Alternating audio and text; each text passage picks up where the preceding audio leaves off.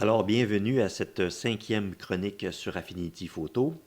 Avant de débuter cette chronique, j'aimerais vous rappeler qu'il serait peut-être préférable d'aller consulter la chronique numéro 3 sur comment se débarrasser de certains défauts et la chronique numéro 4 qui vous explique comment fonctionnent les pinceaux parce que ce sont des informations qu'on va avoir besoin pour compléter la chronique qui suit, c'est-à-dire comment utiliser l'outil de clonage pour pouvoir faire des travaux avancés sur comment se débarrasser de choses qu'on voudrait comme éliminer d'une photo.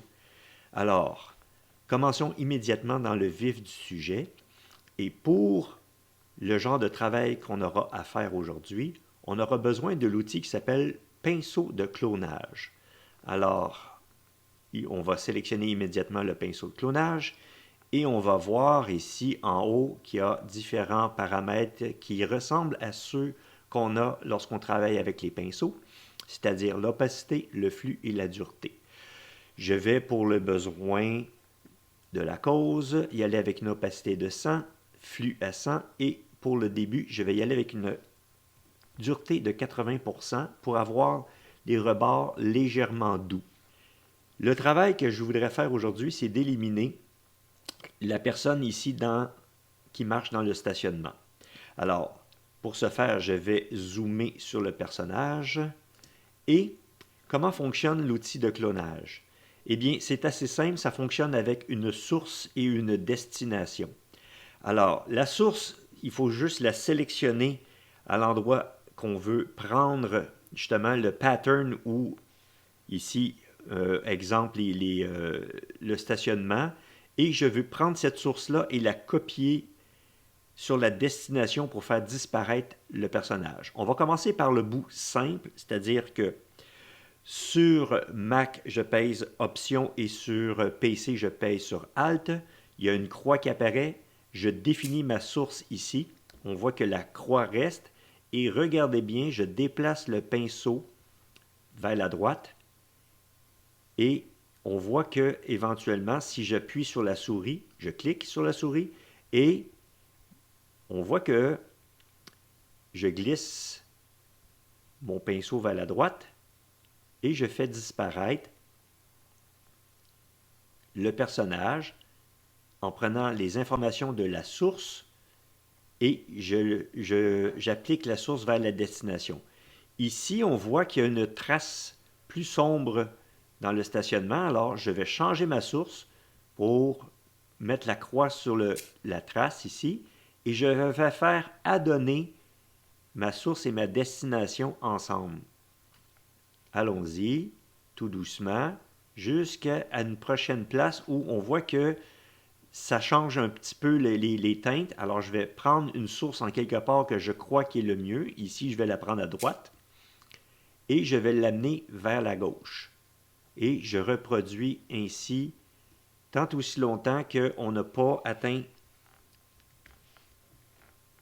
on pourrait dire, la route qui, elle, va commencer à nous poser des problèmes. Alors, je prends une source ici, je fais disparaître le personnage, et on voit ici qu'il y a une espèce de ligne sombre qu'on pourrait utiliser pour faire disparaître le personnage. Je vais donc glisser pour faire adonner la ligne sombre, comme ceci. J'approche de la route. On voit que ça va commencer à faire des choses un peu étranges, mais c'est pas grave, je continue. Je prends ma source, je déplace, je clique et je commence à effacer. Là, ici, on voit que ça commence à être plus compliqué. Je vais donc m'approcher et je vais commencer à ajuster ma source ici, déplacer ma source et commencer à ajuster ma destination. Je prends ma source, je vais vers la destination, je prends ma source ici, j'amène vers la destination, je prends ma source ici, j'amène vers la destination. Et là, on va commencer tranquillement à ajuster nos sources et nos destinations pour pouvoir corriger chacun des petits bouts qui semblent être un peu étranges. Si ça ne correspond pas tout à fait, on va travailler notre source et notre destination aussi longtemps qu'il le faut, quitte à prendre une source un peu plus loin, comme ici, je vais prendre un bout de la rue. Je vais l'amener ici. Je vais peindre par-dessus. Même si ça ne correspond pas tout à fait, on va réajuster au besoin par la suite. Je vais prendre ma source ici. Je vais amener ma destination vers le personnage. Je vais m'arrêter à peu près à la hauteur du trottoir. On voit ici que ça semble bizarre parce que ça amène comme le personnage plus loin. C'est normal parce que tant aussi longtemps qu'on n'a pas remplacé la destination, la source est encore en arrière. Alors ici, si je fais restituer et que je vous remonte ici, je prends ma source ici, j'amène vers la droite ma source. OK? Je suis en train d'amener ma source vers la destination, mais aussitôt que je vais arriver à la hauteur du personnage, il va commencer à prendre ce qu'il y avait en arrière ici. Il se souvient de la source auparavant. Alors, il faut juste ne pas dépasser trop loin parce que sinon, on va copier finalement des endroits qu'on ne veut pas obtenir. Alors, je recommence, mais quand je vois que ma source, qui est le petit plus, s'approche de ma destination, je cesse de peindre. Voilà. Je peux recliquer sur ma source plus loin et essayer de faire correspondre à ma destination. Ici. Voilà. Je vais prendre un peu ma source ici et ramener vers ma destination, comme ceci. Je vais prendre ma source ici et l'amener vers ma destination. Je vais prendre ma source ici. Je vais l'amener vers ma destination. Là, on voit ici que ça commence à se ressembler pas mal à la route. Alors, je vais juste continuer un petit peu. Je vais faire des travaux d'ajustement. Là, c'est le temps de changer la dureté de notre pinceau, peut-être à 50% pour pouvoir ajuster. Et le flux, je vais le mettre aussi à 50%, de manière à ce qu'il y ait une meilleure transition entre la source et la destination en étant plus doux, en faisant en sorte que le mélange se fasse de manière plus harmonieuse. Alors à ce moment-là, ça va paraître beaucoup moins que j'ai fait un travail de remplacement de source et de destination. Donc je commence à mélanger les sources et les destinations de manière à faire en sorte que ça paraisse mieux. Alors, c'est toujours la même chose. Je clique sur ma source et je travaille ma destination. Là, des fois, il faut reculer un petit peu, voir si ça correspond, si ça a du bon sens. Ici, je vais rajouter un peu de noir vers la route et je vais peut-être même passer par-dessus les lignes blanches comme ceci. Voilà, je vais faire une transition vers la route et le rebord de la rue. Je vais faire une autre transition comme ceci. Peut-être une transition encore ici. Voilà. Alors, si je m'éloigne, on voit que j'ai fait quand même un travail qui correspond quand même pas pire. Je vais peut-être ajuster ici ma transition entre la route et la destination.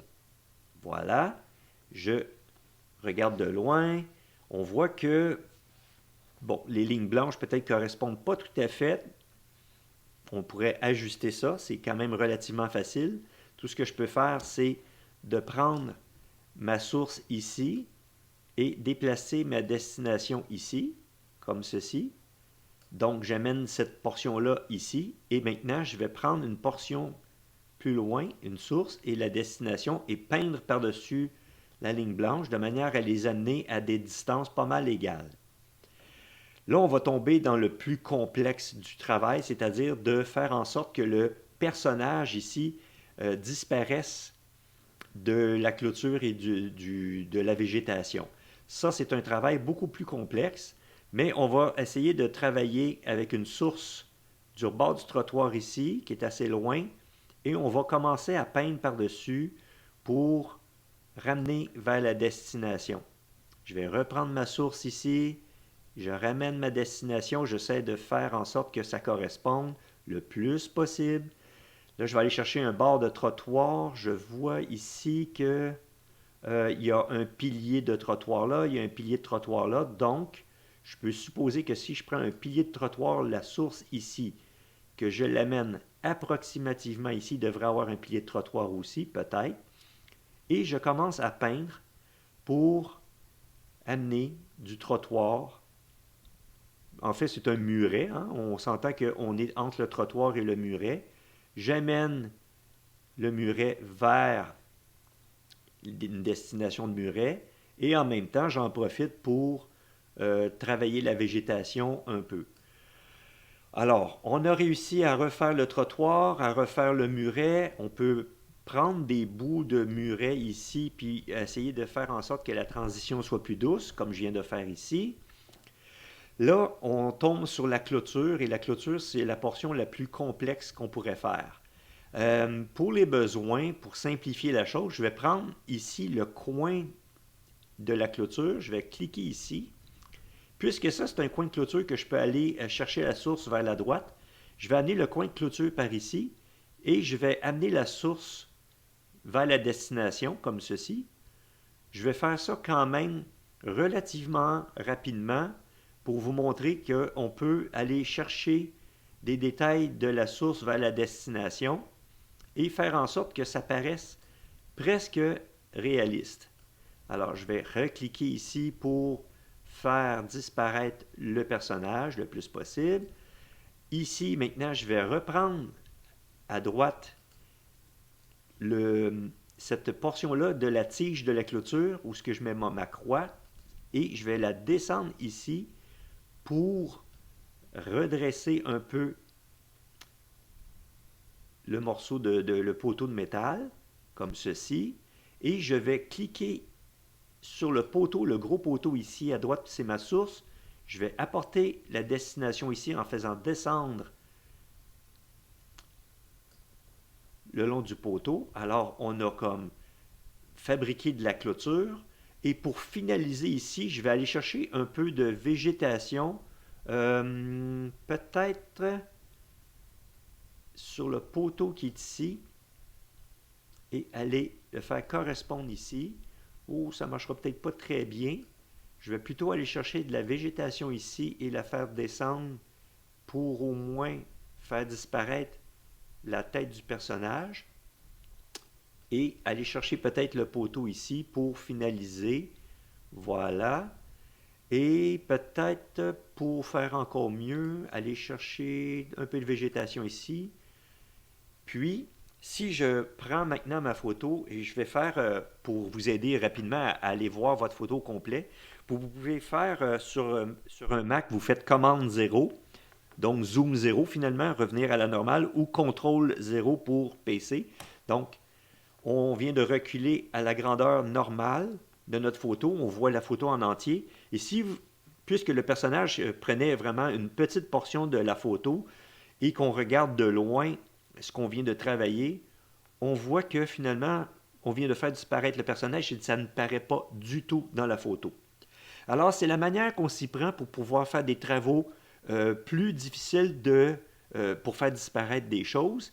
Et c'est l'outil de clonage qui fait le travail. Alors, j'espère que vous avez appris dans cette chronique toutes les bases nécessaires pour travailler avec l'outil de clonage. Je vous invite à le pratiquer sur la photo.